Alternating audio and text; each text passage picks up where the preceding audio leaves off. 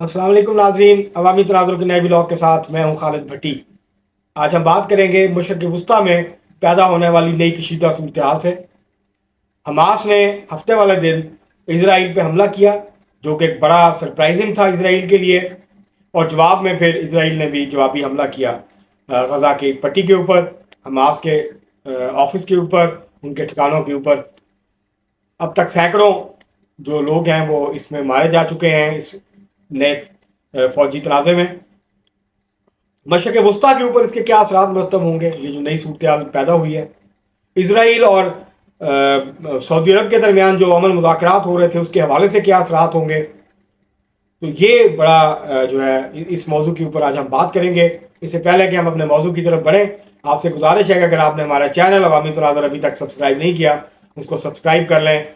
आपको व्लॉग पसंद आए, इसको शेयर करें, लाइक करें और महज़ब अंदाज से अपनी राय का इजहार करें। अब हम बढ़ते हैं अपने आज के मौजू की तरफ। नाज़रीन, हफ्ते की सुबह हमास ने पहले 5,000 हमास के बकौल 5,000 रॉकेट फायर किए इसराइल के मुख्तलिफ मकामात पे, जबकि इसराइल के हुकाम ये कहते हैं और मीडिया की रिपोर्ट्स ये बताती हैं कि 2200 से 2500 रॉकेट जो हैं वो फायर किए गए, जिसमें जाहिर है वो जो हमास के रॉकेट्स हैं उसके हवाले से उन्होंने अपना हिफाजती बंदोबस्त किया हुआ है। एक तो उनके पास दिफाई निज़ाम है अपना रॉकेट से बचने का, और दूसरा यह है कि उन्होंने जहाँ पे भी उनके घर हैं, जहाँ पे घर बने हुए हैं, वहाँ पे उन्होंने एक वॉर रूम बनाया हुआ है, जहाँ के अंदर वो महफूज जगह है जहाँ पे वो बैठ जाते हैं और रॉकेट के हमले से उनको नुकसान नहीं पहुँचता। लेकिन इसके जो कुछ हुआ इसके बाद वो इसराइल के लिए, इसराइल की फ़ौज के लिए बहुत हैरान कुन था। उसको उसने शस्त्र कर दिया, शॉक कर दिया। वो ये था कि हमास के जंगजू कई सालों के बाद इसराइल के अंदर दाखिल हुए, 22 मकामात पे उन्होंने हमला किया और ये कई घंटे तक जारी रहा। 24 किलोमीटर अंदर तक जो है हमास के जंगजू घुस गए, और इस दौरान इस लड़ाई में 250 के करीब इसराइल के फौजी और आम शहरी मारे गए, जबकि 1500 से 1600 जख्मी हुए। ये इसराइल का मीडिया और इसराइल के हुकाम जो हैं वो इस बात की तस्दीक कर रहे हैं। और कई घंटों के ऑपरेशन के बाद हमास के जो जंगजू थे उन्होंने कुछ फौजियों को यरगमाल बनाया, कुछ आम शहरियों को यरगमाल बनाया, और उनको लेके वो गजा की पट्टी में वापस आ गए। जिसके बाद फिर इसराइल ने जवाबी हमले शुरू किए, जिसमें अब तक 3,300 के करीब फ़लस्तीनी शहीद हो चुके हैं, 2,000 के करीब ज़ख्मी हैं। कई इमारतें जो हैं वो मलबे का ढेर बना दी गई हैं। एक 14 मंजिला रहायशी इमारत भी उसमें शामिल है गजा की पट्टी में, जिसको कि इसराइल ने बमबारी से का निशाना बनाया। और इसराइल अभी तक रात गए तक भी जो है हमले थे वो इसराइल के जंगी जहाज़ों पे वो जारी हैं गजा की पट्टी पे। अब ये जो हमला था ये क्यों हुआ, और इसके नतीजे में मशरक़ वस्ता के अंदर क्या किस किस्म के हालात जो हैं वो पैदा हो सकते हैं। जो हमास ने वजह बताई है सरकारी तौर पे वो ये है कि जो कुछ इसराइल चंद सालों से फ़लस्तीन के साथ कर रहा है, फ़लस्तीनियों के साथ कर रहा है, और जो कुछ गजा की पट्टी के साथ कर रहा है, तो उन्होंने कहा कि हमारे पास इसके अलावा कुछ चारा ही नहीं था कि हम ये हमला करते, और हमने जंग का आगाज़ कर दिया है। हमने नए इनकलाब का जो है वो आगाज़ कर दिया है, और अब हम अपने इलाके जो है वो आज़ाद करवाएंगे, फ़लस्तीनियों को, फ़लस्तीन को आज़ाद करवाएंगे। तो ये वजह बताई।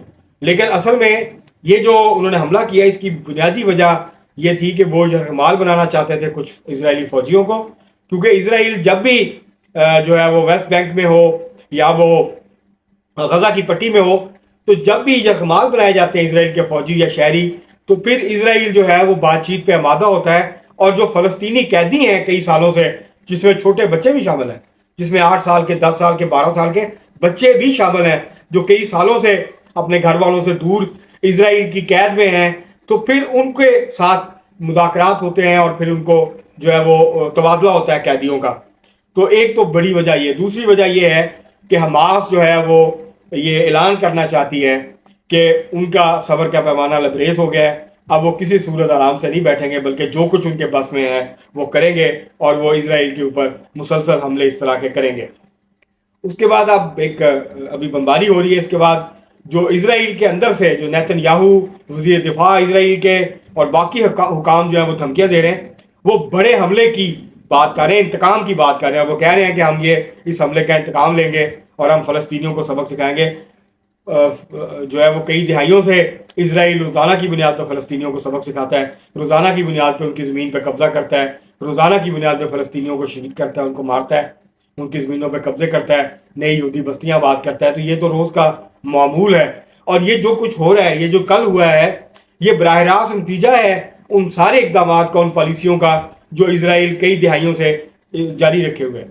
اور وہ فلسطینیوں کے حقوق کو تسلیم کرنے کے لیے تیار نہیں ہے، وہ فلسطینیوں کی آزادی کو ماننے کے لیے تیار نہیں ہے، اور جو بچا کھچا فلسطین ہے وہ اس کو بھی ایک حقیقت کے طور پہ ماننے کے لیے تیار نہیں ہے. وہ پورے کا پورا فلسطین جو ہے اس کو ہڑپ کرنا چاہتا ہے.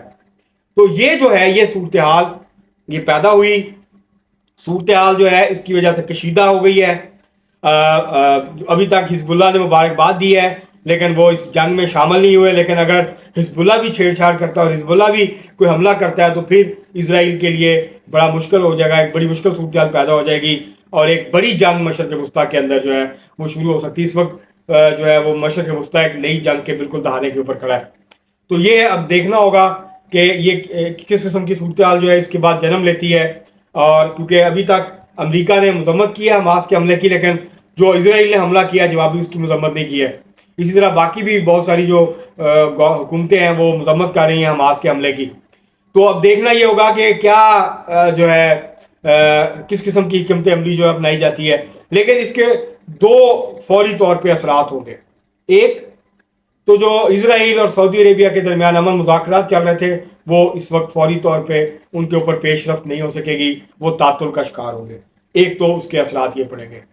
دوسرا، عرب ممالک خاموش نہیں رہ سکیں گے اس ساری صورتحال کے اوپر، اور اگر کوئی بڑی جارحیت کرتا ہے اور روندنے کی کوشش کرتا ہے اور بڑی فوج کشی کرتا ہے اسرائیل غزہ کی پٹی پہ اور ویسٹ بینک میں، تو پھر آسان نہیں ہوگا سعودی عربیہ کے لیے اور باقی عرب ریاستوں کے لیے کہ وہ خاموشی سے یہ تماشا دیکھیں اور اسرائیل کے ساتھ نارملائزیشن کی جو پالیسی ہے اس کو آگے بڑھائیں. اس کو دھچکا لگے گا. یہ جو امریکہ کی اشیر عباس سے امن کی بات چیت ہو رہی تھی، امن کی مذاکرات ہو رہے تھے، تو اس کو دھچکا لگے گا. تو یہ اگر اس کو عمومی طور پہ اگر ہم دیکھیں تو تین اس کے واضح مقاصد جو ہیں وہ نظر آتے ہیں. ایک، ایران جو ہے وہ خوش نہیں تھا سعودی عرب اور اسرائیل کے درمیان جو بات چیت ہو رہی تھی، اور حزب اللہ اور ایران کے قریبی تعلقات ہیں حماس کے ساتھ. حماس تاریخی طور پر تو کبھی حصہ تھی سعودی عربیہ، قطر اور یہ جو بحرین اور یہ جو ممالک ہیں یہ سپورٹ کرتے تھے. بنائی تو کہا یہ جاتا ہے کہ اسرائیل نے بنائی تھی تاکہ فلسطین کی جو قومی آزادی کی تحریک ہے اس کو مذہبی بنیادوں پہ تقسیم کیا جا سکے. اور اسرائیل کے کچھ لوگ مانتے بھی ہیں، جو پرانے عہدیداران ہیں وہ مانتے بھی ہیں. لیکن اس بات کو اگر ہم چھوڑ بھی دیں، ایک طرف رکھ دیں، تو حماس جو ہے اس کو اب وہ سعودی عرب اور ان عرب ممالک سے پیچھے ہٹ کے اب وہ ایران کے ساتھ، ایران اس کو سپورٹ کرتا ہے، حزب اللہ کے ساتھ اس کے قریبی تعلقات ہیں. تو یہ ایک تو ایران خوش نہیں تھا، ایک تو اس تناظر سے بھی اس کو دیکھا جا سکتا ہے یہ جو سارا یہ معاملہ ہوا ہے اس کے بعد جو ہے وہ اب آسان نہیں ہوگا سعودی عرب کے لیے، اور جو سعودی عرب اور ایران کے تعلقات ہیں اس کے اندر کھچاؤ پیدا ہو سکتا ہے، تناؤ پیدا ہو سکتا ہے اس کے نتیجے میں. اور اگر حزب اللہ بھی اس جنگ میں کود پڑتی ہے تو پھر ایران بھی باہر نہیں رہ سکے گا، اس کو در پردہ جو ہے پیچھے رہ کے سپورٹ کرنا پڑے گا. تو یہ ایک تو یہ اس کا پہلو ہے یہ ساری صورتحال کا. دوسرا پہلو یہ ہے کہ سعودی عرب اور جیسے میں نے پہلے کہا کہ سعودی عرب اور اسرائیل کے درمیان جو امن مذاکرات تھے وہ فی الحال رک جائیں گے، اس کے اوپر فوری پیش رفت جو ہے وہ نہیں ہو سکے گی.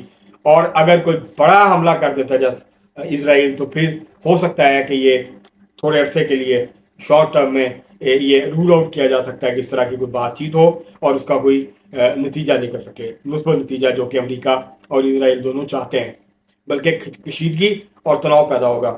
حکمران جو بھی سوچے ہیں، لیکن عوام کے اندر فلسطین کے لیے، عرب عوام جو ہیں ان کے اندر فلسطین کے لیے بہت زیادہ ہمدردی کا جذبہ جو ہے وہ پایا جاتا ہے. اور فلسطین کا جو مسئلہ ہے وہ عرب کے عام لوگ جو ہیں، حکمرانوں نے اس کو پس پش ڈال دیا ہو، وہ الگ ایشو ہے، لیکن عوام کے نزدیک وہ ابھی بھی ایک حساس مسئلہ ہے.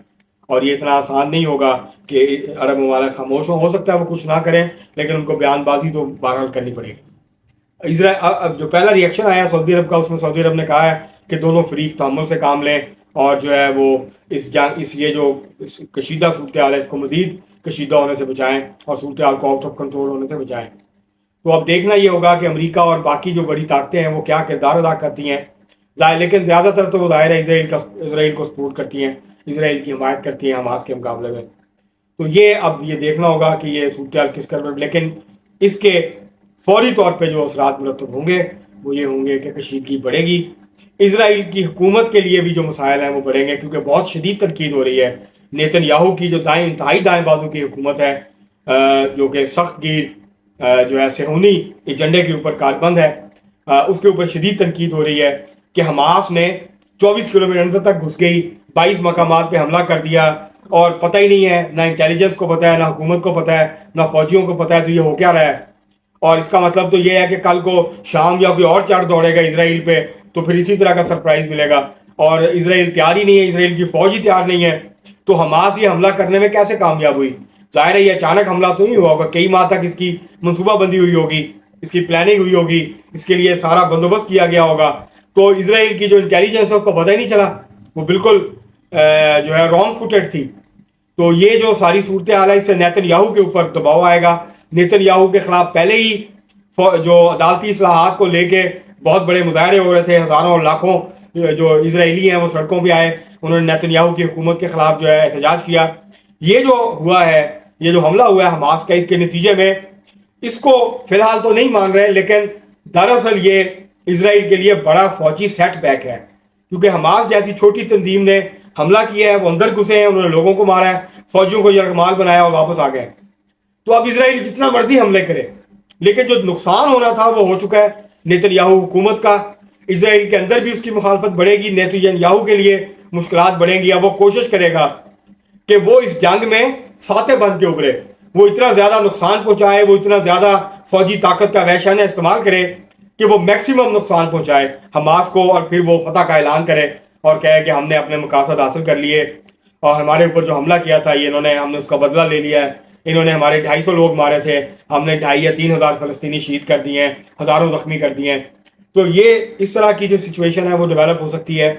لیکن جو کشیدگی ہے اس کے اندر اضافہ ہو سکتا ہے مشرق وسطیٰ میں. اس حملے کے بعد یہ جو کشیدگی حماس اور اسرائیل کے درمیان بڑی ہے، یہ پورے خطے کو لپیٹ میں لے سکتی ہے. اور اب یہ دیکھنا ہوگا کہ اگلے چند دن میں جو بڑی طاقتیں ہیں وہ کیا کرتی ہیں، اور عرب ممالک جو ہے وہ کس قسم کے ریئیکشن کا مظاہرہ کرتے ہیں، اور حزب اللہ جو ہے وہ کس قسم کے رد عمل کا اظہار کرتے ہیں. آج کے لیے اتنا ہی، بہت شکریہ.